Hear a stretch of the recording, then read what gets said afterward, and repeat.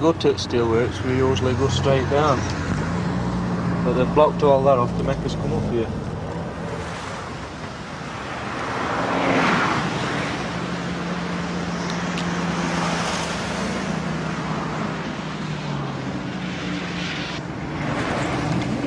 Can we go on there? Can we go on there? Go on where? Motorway? No, turn right here. He was asking, or stated, the police officer stated, I don't know what you is picking outside these gates for because you shall never win this dispute. And one of the pickets replied, oh, we'll win this dispute, okay, and we'll also get rid of your government at the same time. He says, well, if you do get rid of our government, he says, we'll be the next government. The police will be the next government. And I think, you know, that statement and the way that statement was made has frightening implications for the working class of this country. You turned your back on Northern Ireland, wishing it would disappear. Said the Irish can't stop fighting, but it'll never happen here. And it disturbed your conscience, so you turned your face away and let Belfast 1970 become Nottingham today.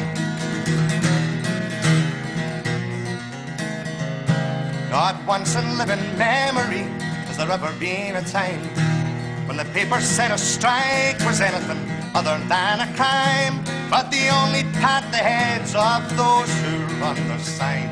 So at least when they're attacking us, we know we're getting it right. So let's sing their praises and glorify their deeds, for they're fighting for the future and they're giving us a lead. There's no point in complaining, things are moving to the right, and then attacking those who're prepared to make a fight. We look at our colliery where there's 1,100 men employed. Once that colliery closes, there's whole communities die. There's 2 trains coming from the railway, British Rail, every day, so they've lost their jobs straight away. With the steel industry, with 300 tonnes of steel goes into our colliery every day to be used. We've also got the ancillary work, such as engineering works in his own vicinity, which will lose out. They'll not have work. So when we attack a mining community, we attack a lot more people besides. And I believe it's time people did realise this. Mr McGregor's not just going to close our collieries, he's going to close a hell of a lot more work down in this country. Well, actually in Moonwell, it's in Tony Pit village like Cortonwood is, which is only 1.5 miles from where I live. And I think people in Yorkshire would have been through Cortonwood. They know that Pit starts at one end and school's at other, and it is just a street actually through Cortonwood. And we've heard that school is closing as well, and same as gentlemen have said, what good are their homes, what they've bought? Who wants to buy an home in a mining community where there's just no work? And there seems to be no prospect of getting work. Why did we have to move in here? Well, this is it. We're not industrial gypsies, are we? I don't want to move. No. I was born and bred there. Why should I have to uproot myself? That man is 72 years of age. My husband's 40. You're absolutely 65. And that man's not going to tell him he's got to finish at 40. Well, not only that, we've got young boys down with us, 25, 26, and this is their 5th pit for them to work in because they've shut them all. The trouble is, as I say, it's the last pit in the Ronda now. They've got nowhere else to go. I mean, at 25, 26, you can't chuck them on a scrappy. They have closed the Wyndham Western, and the wounds of men bleed in terraced houses, weary with redundancies, births and deaths. And history, turning in on itself, and all that in itself speaks only of slaggy tans searching for flames in lumps of coal. And the village cannot sleep. As coal flames die behind the closed doors of eyes that cannot weep, tears too are redundant. And I can't remember in the time that I've been in the coal mines when the NUM has fought against the closure of a pit through exhaustion. It's never happened. A miner working under air conditions knows exactly what's coming. Knows exactly the future of his pit's limited because they've extracted the coal resources that are there. And a decision's got to be made. Do you take redundancy or do you take transfer money and do you move? Or in a position where a pit isn't exhausted, do you stand and fight? And fight for your community, your family, etc. And that's the decision that the miners have taken at this time. We're standing and we're fighting for pits that still have coal in them. Who am I to ask them why? This pit must live, that pit must die.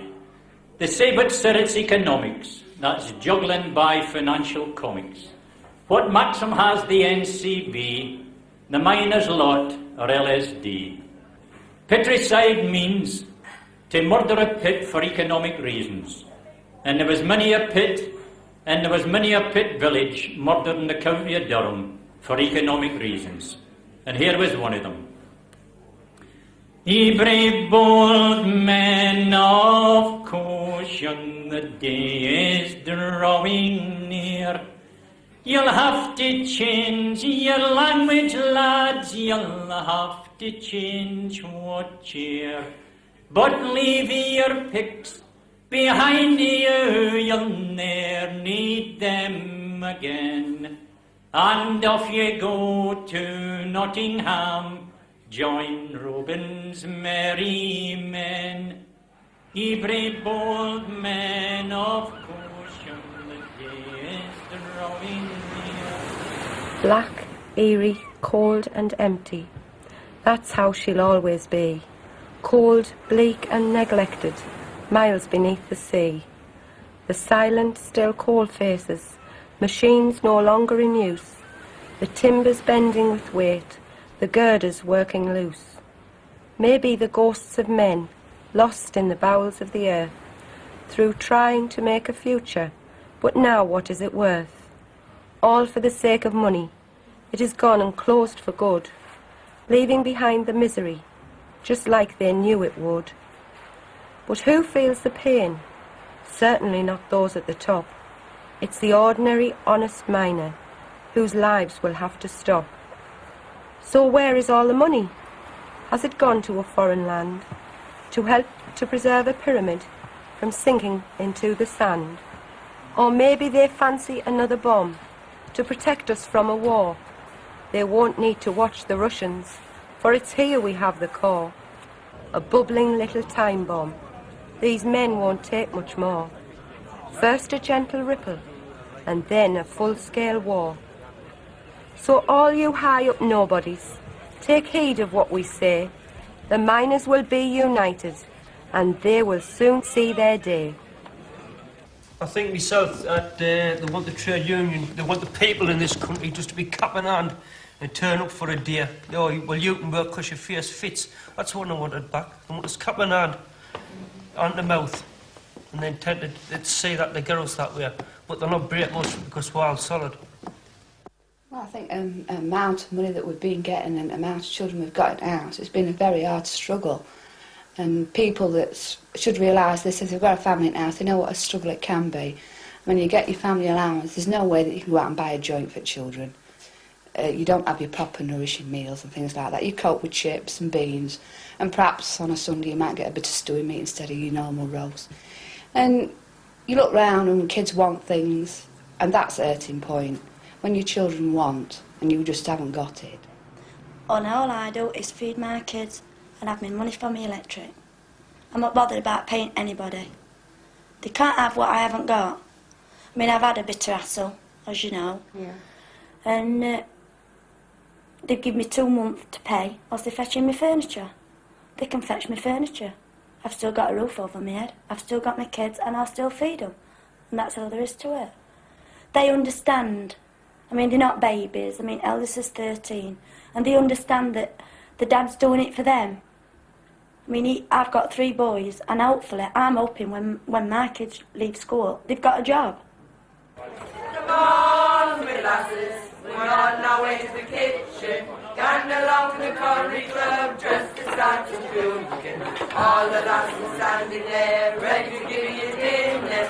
Going along to the Colliery Club, we're mad to work in the kitchen. We are open, each kitchen's open differently, but take Easington, we're open 5 days a week, and we provide around 450, 500 meals a day, apart from during the 6-week school holidays when we provided 900 a day. For the first month, 2 months, it was hard. It's still hard, but we're on a plateau now. We can exist, we can live. And the lads are talking about it. Well, if it goes on well next year, we'll fight well next year.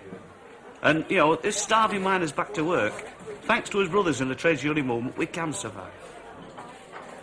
Mummy, I need new clothes. How I'm going to get them, heaven knows. 26 weeks without any pay, and now we're living day to day. The freezer, alas, is now quite empty, and in my purse, only £1.20. Out of the window has gone my pride, maternal instinct says provide.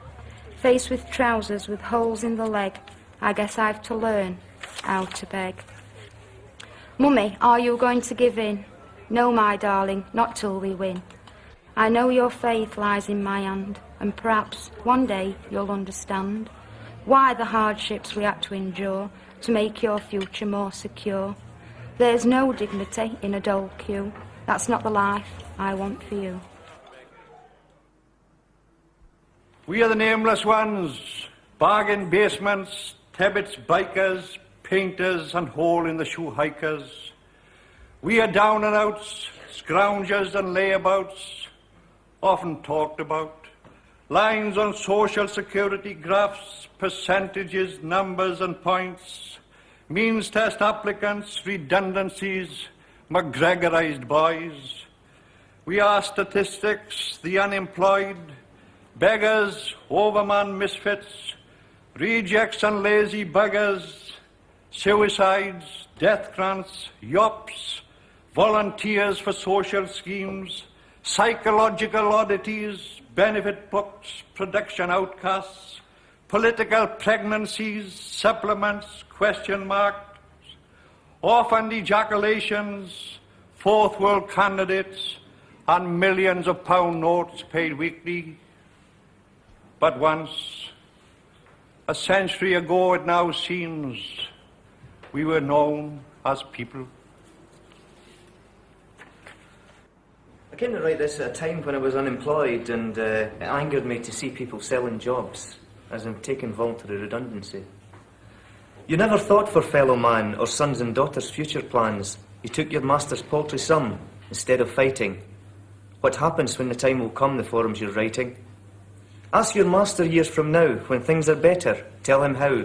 Your sons and daughters need to work, a favour to you. He'll say to you, you had a job, you sold it to me.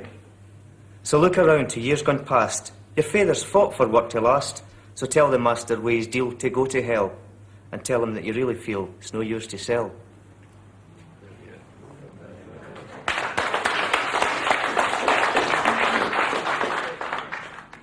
Will we be able to buy it back again when I want a job, Dad?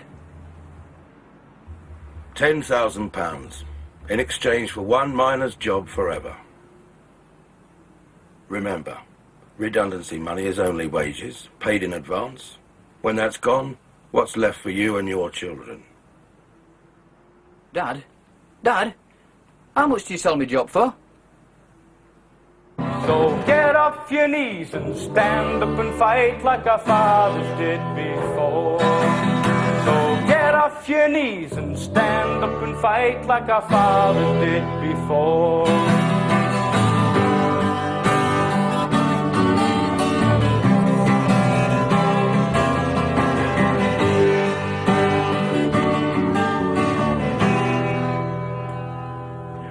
Now our wives say stand beside us, they're beside us all the way, and we never hear them moaning, though they're struggling without pay. That is why we're gonna win this fight every Douglas Harry's day. So get off your knees and stand up and fight, let the workers have their say. So get off your knees and stand up and fight, let the workers have their say. As we're standing on our picket lines, which has always been our right, trying to reason with you, comrades, trying to make you see the light. Are you proud to walk on through us, knowing what we do is right? Then make up your mind and come stand with us and our victories inside. Then make up your mind and come stand with us and our victories inside. You're walking past the picket lines, behind a wall of blue, who laugh and jeer at your fellow men, all because of you. Hiding behind lame excuses when money's your only aim, leaving others to fight your battle, but the benefits will be the same.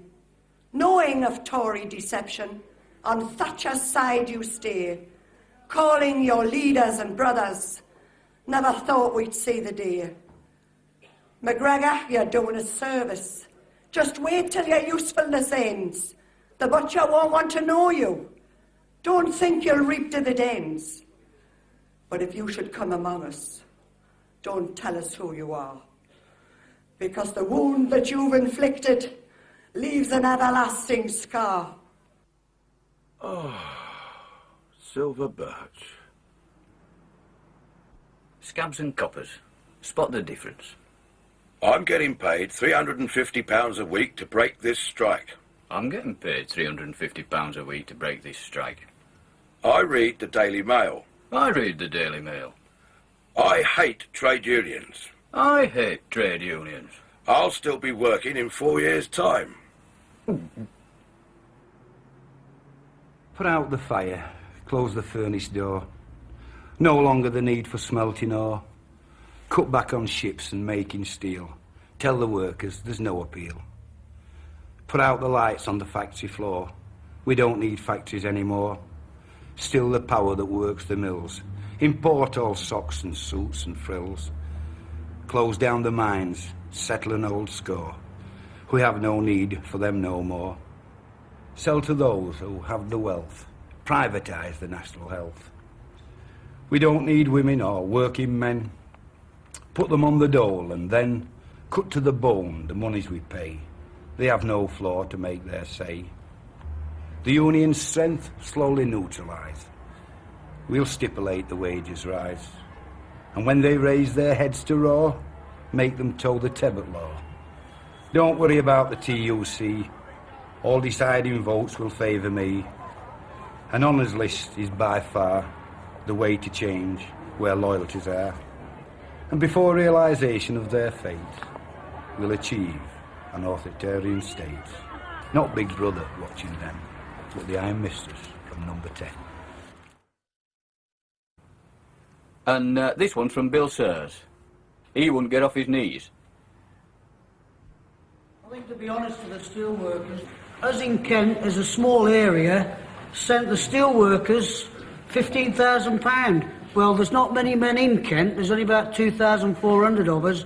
Now, we went and stood with the steel workers at Sheerness, private steelworks, where we got kicked to pieces. We got arrested there, and we stood with the steel workers. We also, in Kent, refused to handle any steel. So I think it's, to get it on right on record, the steelmen should stand up and say, right, now we will back you the same way as you backed us. I can remember during the steel strike a meeting of union members generally throughout South Wales called in support of the steelmen. Bill Sears, their leader, was on that platform. Tears were rolling down that man's cheeks. They are bloody crocodile tears. He was in tears then, overwhelmed, as he said, at the support he received from the miners and the other sections of the community in South Wales. And he had the cheek to take a miner's lamp off our president. Yes.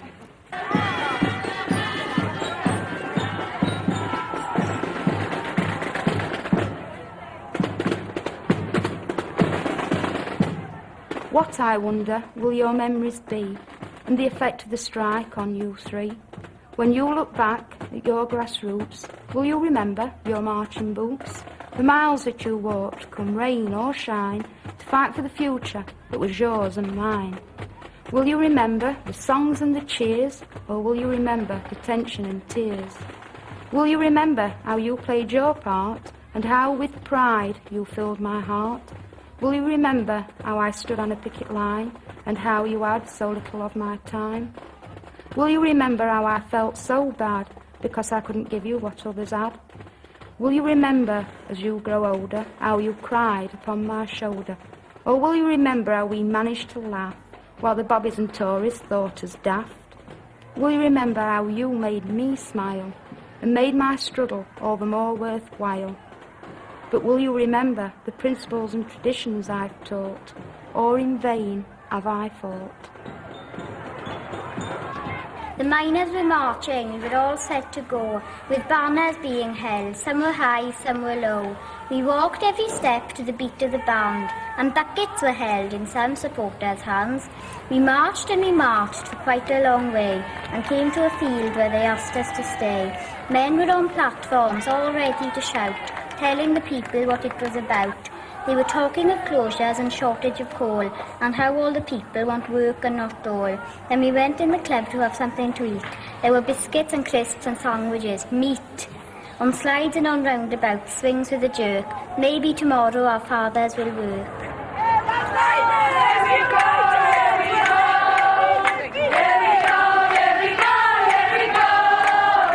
I'm a miner's wife. I'm a striking miner's wife. And I'm the mother of 2 striking sons. And I'll tell you something else, I'm proud of the lot of them. If anybody had told me last year that I would be going around the country, marching, going to conferences, speaking in front of people like this, I would have thought they were stark, raving mad. But this strike in 1984 got more than me motivated. We knew what our men were doing was right, and so the women rose, and I saw Carol briefly as she came on the stage, and more power to you, Elba Carol, because women have risen up into and formed themselves and organised themselves and will never ever be the same again. Not ever when this is won will never be the same again. Because win it, we win. Because we won't let the men lose. Maggie Thatcher's an iron lady. What a bloody pity. There's some iron ladies in the northeast of England.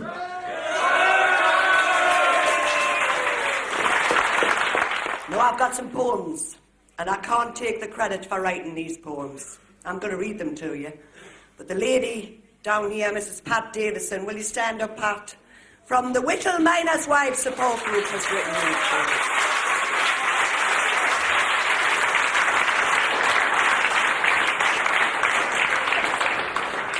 poems. In Nottingham, those strikers' wives have had a hell of a time. Now here's a tale for all to hear of wives of the strike-hit miner. Search the country far and wide, but you will meet none finer. Not for them the mopish life, staying home and crying, or sitting back while others fight, their part in this battle denying. As living gets tougher, we tighten our belts and despair of the work to be done. We remember your courage, our sisters and nuts, and you give us the will to go on. No mercy is shown you, no peace ever given. Your lives must be one living hell. But always remember, though distance may part us, our thoughts are with you, hearts as well. When years have rolled by, we'll sit and remember this struggle, our jobs to protect. We'll tell them with pride how the Nottingham wives wholeheartedly earned our respect. Husbands and children, hold up your head. Walk tall, look all straight in the eye. For the tale of your courage through these bitter times will live on and shall never die.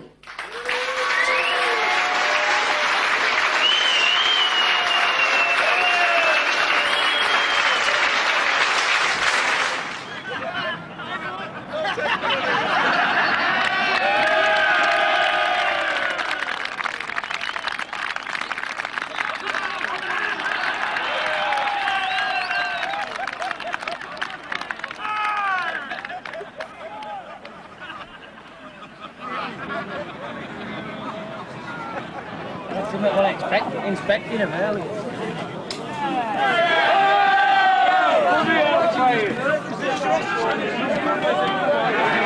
The people realize through a very hard period of time that the police is not neutral. That is very important. The police have been shown to the British people that it's not neutral when the working class decided to fight for their rights. The day what we call Black Friday, Easington was invaded by police all weekend. Even on the night time, patrols all up the street. The pit was guarded 24 hours a day. On Tuesday, on the morning, the colliery was sealed off completely. From Easington village was sealed off. Everybody was stopped. You weren't allowed to come in, even if you worked at the shops or anything like that. You had to walk in. Horden was blocked off. You couldn't get in that way. There was even people ordered off public transport. Were made to get off the buses. I've never seen anything like it in my life. I was absolutely terrified. I came down on the morning with 2 children in the car, and it was just, I mean, the streets were absolutely lined with police vans, Land Rovers, and they were full of police. Then the pavements were lined with police. Then the day after, I was trying to get up the main street in my car, and the police just came from nowhere. The whole street was full of police. Now, as I've just said, I was terrified. I was shook in the car. I couldn't believe this was happening in Easington. If I'd been away for the day, I would never have believed it could happen here. Like, I just stood there so I wouldn't get arrested because, like, I was official pickets, eh? Anyhow, when I said them, like, run for us, I tried to get over the wall, and I couldn't get over, and they're, like, dragging us, like, pulling us away down from the wall. Some of my comrades, like, who tried to pull us back, like, anyhow, the place, like, got over us, started hitting us on top of the wall, and, like, back me head and that, like, with the truncheons. They got us down the side of the wall. All the pickets are getting over the other side, and I was there with the police, like, and they just breathed hell out of us, like. Anyhow, one of the pickets on the other side of the wall had had a fire extinguisher, and he says if he didn't set it off, they would have killed you, like. These treble lines of blue that escort the scabs through the gates, where the pickets cannot picket, they cannot talk to them, they cannot get to them, they cannot get anywhere near. The law enforcement officers, of those we should be proud, we're told they're keeping peace for us. Just watch them in a crowd. Poor pickets maimed for trying to talk. Just see the truncheons fly. Brutality? Oh no, not us, the uniformed thugs cry. Those fine police, they stand there, like vultures ready to pounce, waiting to cush and kick and throttle each eager for his bloody ounce. Brave constables dealing out justice, remembering heavy pay packets, mixing among us, cause plenty of rest, wearing their NCB jackets. So this is the kind of things you want to be filming. It's a police state, this. There was men, you saw yourselves, there was men just standing on a car park here, and the police came in, inciting, pushing men about. If that's not police incitement, I don't know what is.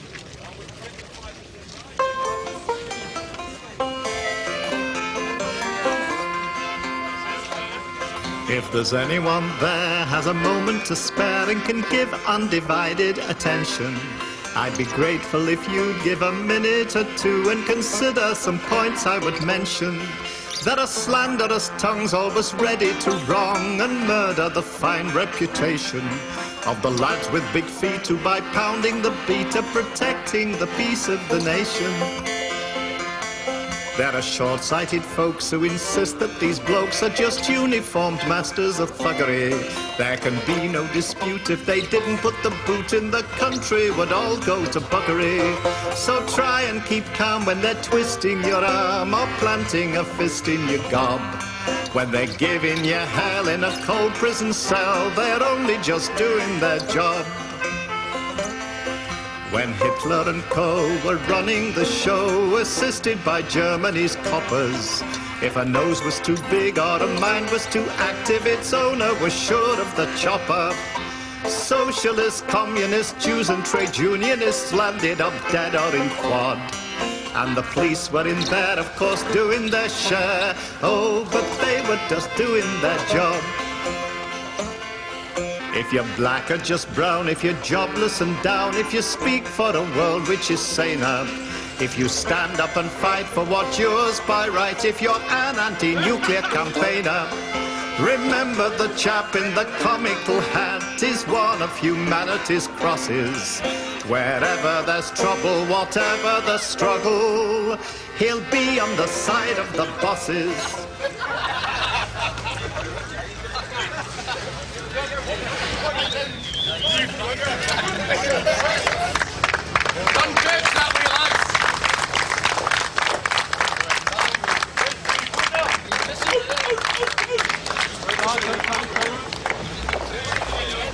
I don't think you can tell anybody. They've got to see it for themselves. It's an experience I wouldn't have missed. However terrifying, I wouldn't have missed it. It was a peaceful demonstration, and the police brutality I just couldn't understand. I've wrote a poem. It's my feelings of what I felt after coming off that picket line, my first picket. I shall never forget my first night as a picket. The place was Silver Hill Pit. I watched as the miners went into the pit gates. The sight of it all made me sick. One poor Notts miner's wife, crying with shame. That's my next-door neighbour, she cried. A comforting arm from one Yorkshire lass, as the anger and tears welled inside. One miner's wife, she was holding a banner, was brutally knocked to the ground. I was stunned when the policeman laid into that lass. She was the fox and the police were the hounds. The police, they say, were doing their duty. To me, they went far beyond call, when all we women are trying to do is keep husbands and sons off the door. There was shoving and pushing, shouting and screaming, with the police doing their little bit. 4 miners' wives were arrested that morning from the pickets at Silver Hill Pit.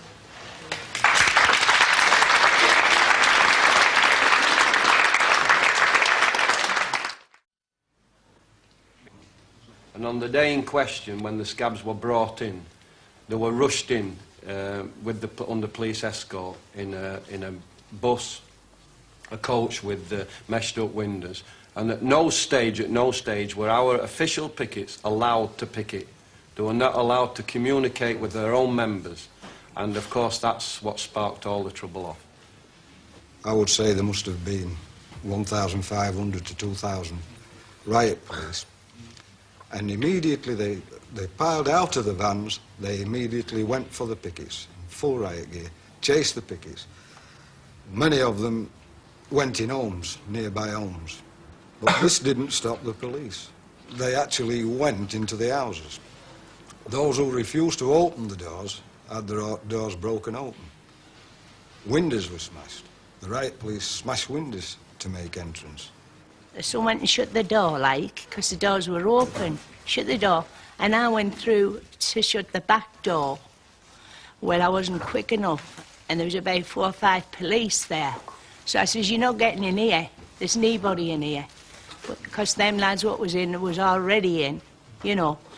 Anyway, I got my head, in between the kitchen door and the wall. So I tried to keep it, so they couldn't get in. Anyway, I said, you're not getting in. And instead of pushing the door to get in, my head was in between. They pulled it towards them. Well, the door hit here, and my head hit the wall. My glasses went. And that's all I remember. I just heard the son say, "Get her a drink of water and phone for the doctor." I didn't remember night after that. There was a kid coming up who was streaming with blood. He'd been attacked with 4 policemen. When I asked for a first aid kit to stop the bleeding, I was told, "Go and ask your sympathisers across the road." You can see from there, he'd got a gash down the back of his head. He needed at least 8 stitches, and a gash above his eye that needed at least 4. The only way they'd let me treat him was through a window of a transit, and it's nearly impossible. I'd got no first aid kit, no nothing. They'd got first aid kits on board, but they wouldn't let me use it. Is that the police officer If there? it was perceived as a thing, you can see how defensive they are. Only draw your truncheons in self-defence. That's a baseball bat, not a truncheon. He couldn't even put it in his pocket. They came into the village with them. So it was preconceived before they even got in the village. Because there's no way he's drawn that since he's come in the village unless it went down his trouser leg. That's an unusual sight as well. If you look on his shoulders, he's got numbers The majority of them, who are not policemen, we believe, have not got numbers. They're supposed to, by law apparently, wear numbers on the uniform so as you can identify them. There's no numbers there. That's right, is it, you know? Same as my mate, he got arrested that day, Wednesday. And they gave him a bit of an hammering, like, before they put him in van. They handcuffed him with his hands behind back, twisted handcuffs, so they dug into his wrist. They come back half an hour later, about 5 or 6 of them, open van doors and says, "Is anybody seriously hurt?" And him, like a silly chuff, like, said no. So they whacked him in the stomach and said, "Yeah, now."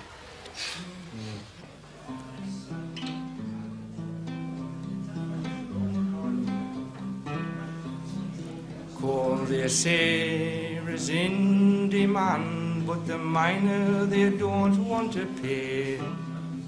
Yet a miner dies of pneumoconiosis in Britain every single day. The die, that's the price of coal. The die, that's the price of coal.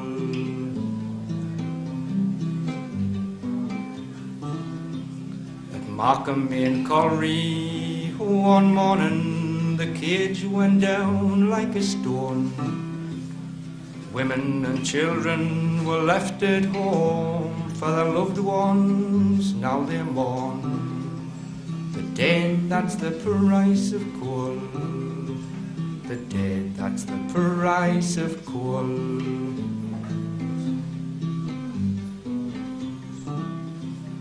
Lofthouse Colliery, the water burst through on a coal face underground. Miners ran like hell for their lives. 7 of them were never found. The dead, that's the price of coal. The dead, that's the price of coal. The papers rant and the Tories rave. We listen. They are so brave, but they don't go down that stinking hole. Please tell me, who digs the coal? Is it Thatcher or the reporters? Is it I or is it you? Or perhaps it's the Reverend Saviour Soul. Please tell me, who digs the coal? Women are waiting tonight on the pit bank, pale at the heart with dread, watching the digital wheels that loom in the murky sky. Till the wheels begin to revolve and the men who they loved so well, the strong, kind, loving men, are brought up in canvas sheets to be identified by a watch or a button or perhaps only a wish. And the King will send his sympathy and the Member of Parliament will be there who voted that the military be used when last these miners came on strike to win a living wage. And the press that has spilled oceans of ink, poisoning the public against the destroyers of industry, will tell the sad tale. And the public will say, how sad. But a week today, all will be forgotten. And the Member of Parliament, the parson, the press, and the public will keep storing up their venom in their hatred for the next big miner strike. Women are waiting tonight at the pit bank. But even God does not see the hypocrisy and the shame of it all.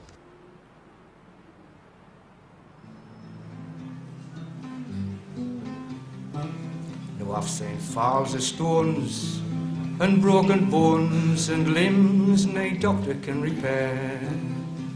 And I've got a friend who has to spend the rest of his life in a chair. Now that's the price of coal. Aye, that's the price of coal.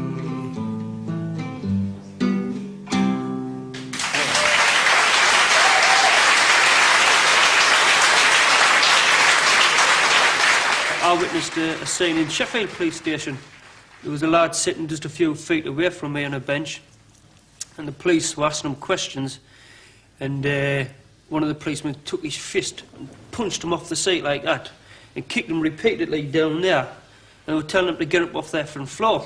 You know, that's what they were saying to him. Like, the lad couldn't speak because he was that winded and he was crying, and they just picked him up and they tossed him in the corner. Well, I'd never thought I would ever witnessed anything like that, you know. If anybody had said to me last year, oh, you'll be in that sort of situation, I wouldn't have believed it. I didn't think that would have happened. I know police have been heavy-handed at times, but the violence I've witnessed is it's serious. You know, the general people in the public don't really want to accept that that's going on. You know, they paint the police out to be little white angels, and they're no better than black and tans, because that's what they are. They're just paid thugs that's brought into the likes of this community. Policemen say they're doing a job, bashing men's head with a club. When it happens in South Africa, our media cry shame. In England they say it's the pickets to blame. Thatcher gives order to her boot boy army, go maim the miners while they starve their families. Policemen and Thatcher, the day will come, you'll have to answer when we have won. How long can they stand idly by and watch their comrades bleed and die? And every day watch these ugly scenes of their mates getting battered on an English green.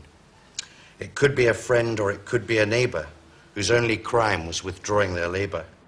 These same young men, when down the hole, would be the first to help you dig your coal. So whatever your differences or petty hates, get out on the streets and support your mates. Now I know a nice young policeman of disposition sweet, and all the children greet him as he patrols his beat. He's kind to dear old ladies who want to cross the street, but he steps on evildoers with his great big plates of meat. Now he'd never bend the evidence or take a bribe, thank you, of course. He's an outright heterosexual and a credit to the force. He's honest, kind and truthful, fearless, brave and keen, the finest human being that you have ever seen. And he has no racial prejudice, he is totally without sin, protecting Pakistanis from the violence of the skins. Impartial on the picket line, to the striker he's a friend.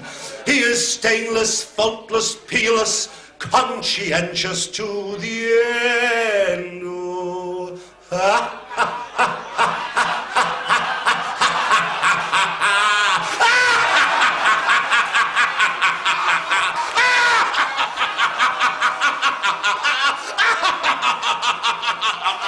Oh dear!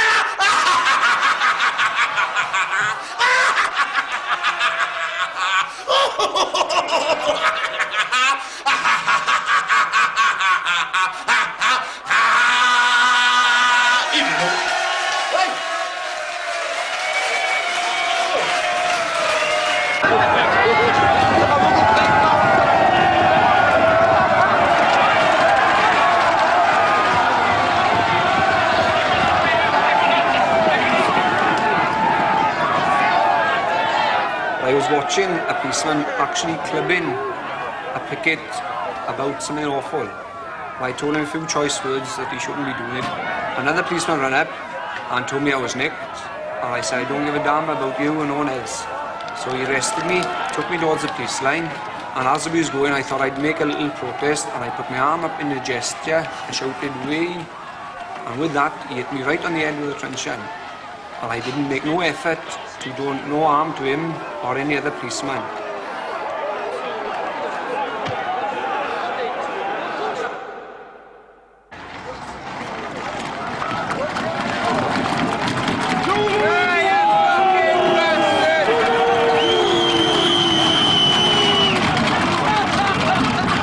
Before I came back into the mining industry, I did 3 years in Ireland, and I'm ashamed of what happened out there when I was there.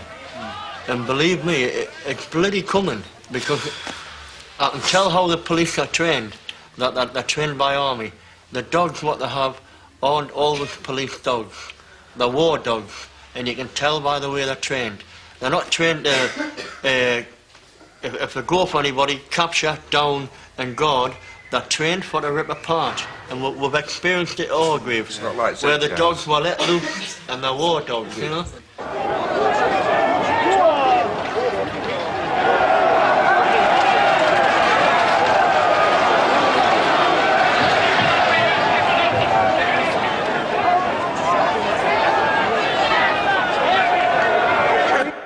And what I seen that day is nothing.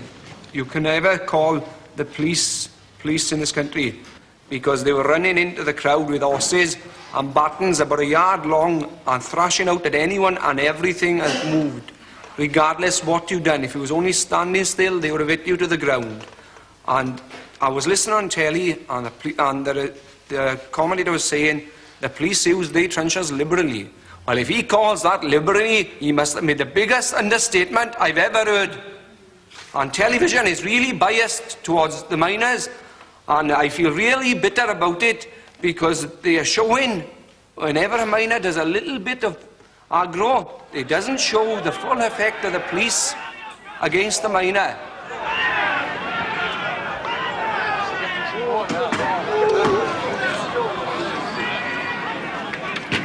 They got me on the floor, spread-eagled me, a copper on each arm, one on each leg, and they started to hit my arms and legs with a truncheon, methodically, until I had no power or grip left in my arms.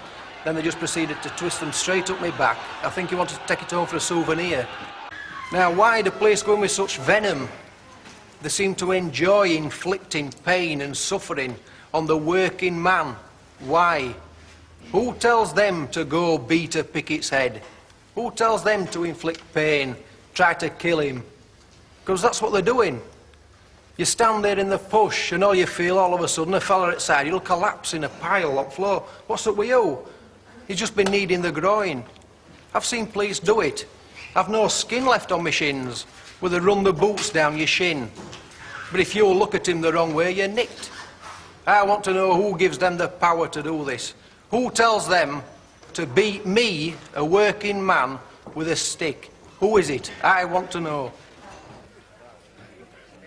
But whenever we challenge them, and you ask them on whose authority they are acting, they always say, my chiefs, or in other words, I'm obeying orders.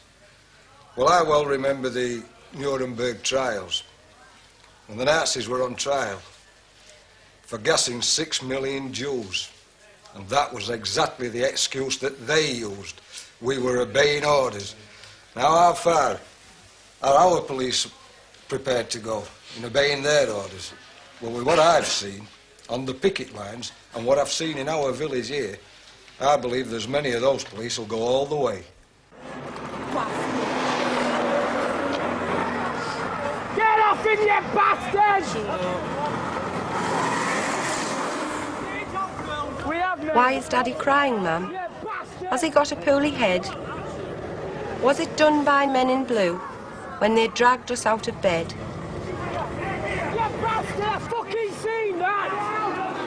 No, son. He's shedding tears of pride in the medals he has won. Nay, lad, they're not across his chest. They're out there, every one. Workers cheering in the streets, supporters filling every hall, sending food by lorry load, responding to the call. Every worker's contribution, no matter if it's small, everyone's a medal, lad, responding to the call. Every tin, a hope expressed, that we will see it through. Every single coin, a prayer, that scabs will one day rue. So when the battle's over, when the Tories are no more, the world will still remember 1984. You know, what people tend to forget, we've had 5 miners killed on picket lines and 1 child trying to get a bit of coal for heat. Bloody wrong. And we're not going to give in, because no way, a hollow victory is no victory. It's going to be a 100% victory. It is going to be. And it's going to be for them lads who put their lives on the line and everybody else. Come gather round, you people, you women and your men. Once more our backs up to the wall, we've been attacked again. Which side are you on? Which side are you on? Which side are you on? Which side are you on? Now Thatcher sent McGregor to smash the NUM, break the workers' unity, and I ask you once again, which side are you on? Which side are you on? Which side are you on? Which side are you on? on? By bully boys in uniforms and thugs with riot shields, our comrades' blood is being shed, and still they will not yield. Which side are you on? Which side are you on? Which side are you on? Which side are you on? And the Tories rant, tear their hair and shout democracy, but the kind the Tories have in mind is no for you and me. Which side are you on? Which side are you on? Which side are you on? Which side are you on?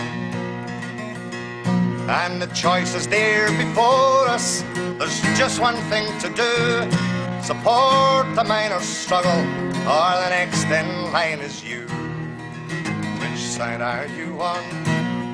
Which side are you on? Which side are you on? Which side are you